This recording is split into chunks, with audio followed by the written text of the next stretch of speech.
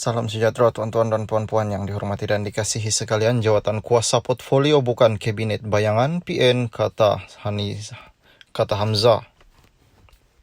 Setiausaha Agung Bersatu Hamzah Zainuddin menjelaskan bahawa jawatan kuasa portfolio yang diumumkan sebelum ini bukanlah kabinet bayangan. Sebaliknya, jawatan kuasa itu dikhususkan bagi membolehkan PN bergerak sebagai satu pasukan yang kuat dalam melaksanakan semak dan imbang bagi kerajaan membabitkan setiap kementeriannya. Portfolio ini adalah tanggungjawab kumpulan ketua-ketua portfolio yang akan dibantu oleh jawatan kuasa portfolio yang terdiri daripada ahli-ahli parlimen PN yang lain. Ramai yang salah tafsir menganggap ketua-ketua portfolio ini sebenarnya kabinet bayangan, sebenarnya bukan, kata Hamzah dalam satu kenyataan. Kata Hamzah, portfolio berkenaan akan membolehkan rakyat melihat perbahasan, kritikan dan idea yang berkualiti daripada PN dalam sidang parlimen akan datang bermula Isnin.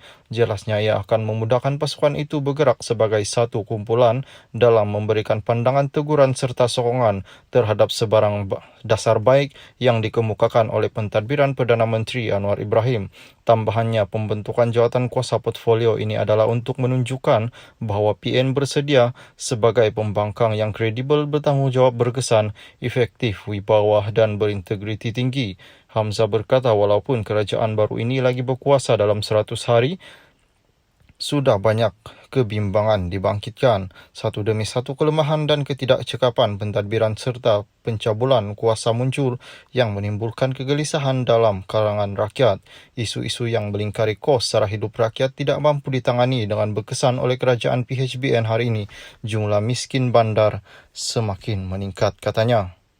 Salam sejahtera tuan-tuan dan puan-puan yang dihormati dan dikasihi sekalian. Ahli Parlimen PH tak sependapat isu pelantikan Nazri Aziz sebagai Duta Amerika Syarikat. Dua ahli politik Pakatan Harapan tidak sependapat dalam isu pelantikan bekas ahli parlimen dari UMNO Nazri Aziz sebagai duta ke Amerika Syarikat. Bercakap kepada Malaysia Kini, ahli parlimen Pasir Gudang Hassan Abdul Karim berkata jawatan duta perlu dihaskan kepada diplomat yang mahir dalam hal elwa antarabangsa. Kita ada ramai diplomat yang bagus dan berpengalaman yang sesuai untuk menjadi duta ke Amerika Syarikat. Kita mesti berhenti pilih bekas menteri dan bekas ahli parlimen untuk menjadi duta.